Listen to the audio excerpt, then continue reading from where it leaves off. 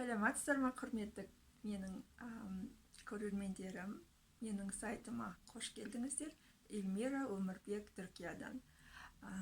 Мен осы алдағы түсірілімдерімде Түркия мемлекетіне келіп, ВНЖ-ға құжаттарымды өзім жинап, Икамет деген сайтты тауып, сол бойынша бүкіл құжаттарымды тапсырдым. Рандевуды күтіп отырмын деп түсірдім.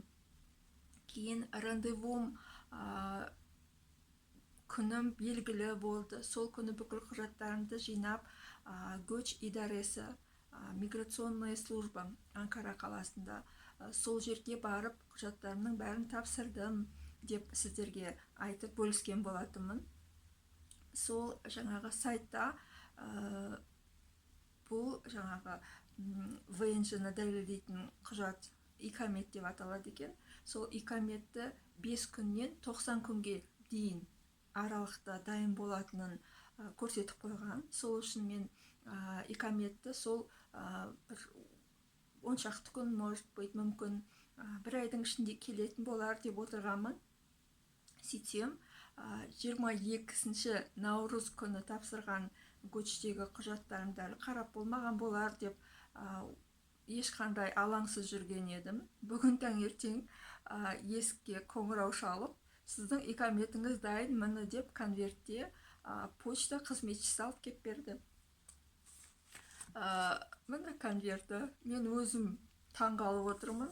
Бүгін тек 26 наурыз, 22-сі күні тапсырдым. Сонда 4 күнде рекордный срок.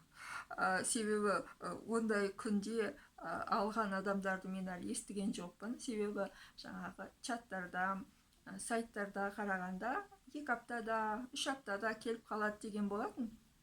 Бірақ әрине естігенмін, что Анкарада ертерек келеді деп. Себебі бүкіл икаметтер тек Анкарада, централизованы Анкарада ғана дайындалады екен. Сондықтан анкаралықтар сәл ертерек алады деп әрине ондай естіген болатынмын, оқыған болатынмын. Сонымен мені құттықтап қоюыңызға болады. Менде Түркия мемлекетінде икаметім бар.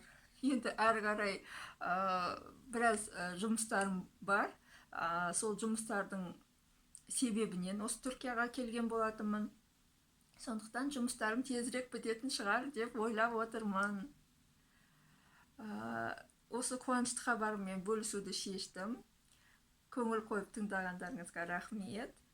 Сау болыңыздар. Менің каналыма жазылыңыздар. Эльмира Өмірбек, Түркиядан.